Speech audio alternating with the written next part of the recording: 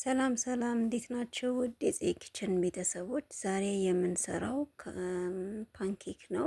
2 እንቁላል፣ እዛ እሱን ከመታን በኋላ ስኳር፣ ወተት፣ ዘይት፣ ቫኒሊያ፣ እዛ 1 ብርጭቆ አድርገን አንድ የሾርባ ማንኪያ ትንሹ አንድ ላይ እንመታለን። መጥበሻ ያው የማይዝ መሆን አለበት። ከዛ ትንሽ እያደረግን ማድረግ ነው። በቅድሚያ እስቲ ሰብስክራይብ ያላረጋችሁ ሰብስክራይብ አርጉ። የሚያየው ሰው ሰብስክራይብ አያደርግም። አዳዲስ ሰው አለ።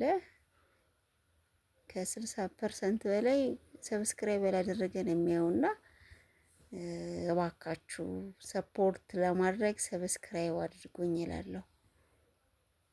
ከዛ ከራሚል ሶሱን ከፈሰሰን በኋላ አሰራሩን ደግሞ በሚቀጥለው ቪዲዮ አሳያችኋለሁ። እስከዛው ሰላም።